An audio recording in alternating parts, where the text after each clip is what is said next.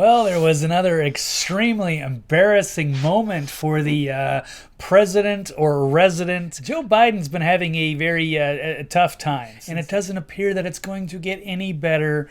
I don't know if you guys have seen this, as a Biden cheat sheet has showed a reminder for him to take his seat. The cameras now are picking up these little cheat sheets that Joe Biden is given by his team. He's always been a gaffe machine, and that's fine. But I mean, when you have simple instructions for somebody who's been in public office for as long as he has, a lifelong swamp creature who was a VP for 8 years and has now taken over as president, apparently.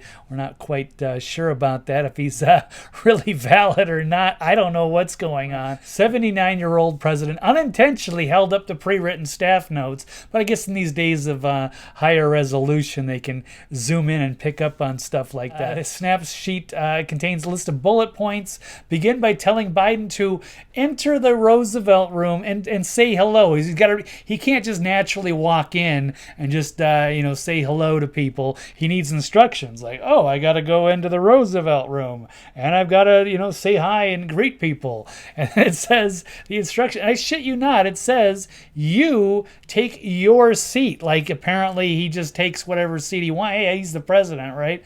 But he's got a reminder. Maybe he's got like little labels on the seat, but he would think it would be a prominent, like at the head of the table or something. And here it is. So you see the offshore wind. They just pointed this out in these big, bold letters. Now people are thinking that he's maybe got dementia. He's failing. His cognitive abilities are fading quickly, and they don't come back for a 79-year-old president. And we're not at the halfway point yet. So I don't know how he's going to get through the last 2 years, much less try to run for a second term. So it's all spelled out. And then he's got to, ask one question, and then he's got to thank the participants and then leave. Otherwise, maybe he'll just hang out there all day until one of the staffers says, "Hey, Joe, it's time to go." Maybe they just let him have a nap. They don't care. I don't know what else is on his schedule, but this is pretty sad. And it's not, of course, the first time the 46th president has inadvertently flashed his note card to reporters and photographers. Well, they shouldn't have a card to begin with, so they can zoom in on this. How do you prevent that from happening? Are they going to write it on the next one? Don't flash your card in front of the press corps.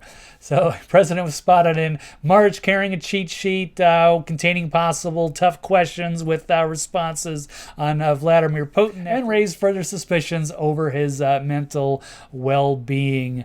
Yes, it's he can't take a cognitive test. Everyone knows what the result will be, unless you're just the most hardcore DNC loyalist. But even they privately have to know that this is not going to last forever. The wheels are falling off, and it's time to explore new options.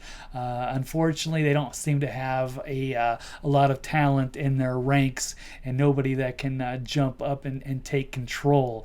They already had their Bill Clinton. They already had their Obama. So I don't know who else they have who is a charismatic leader going forward, but maybe it's time to reinvent themselves, because they've been failing a lot on many issues lately. And this is just the latest embarrassment. I'm sure there will be many more. America is a nation that can be defined in a single word. I was in the foothills of the Himalayas with Xi Jinping.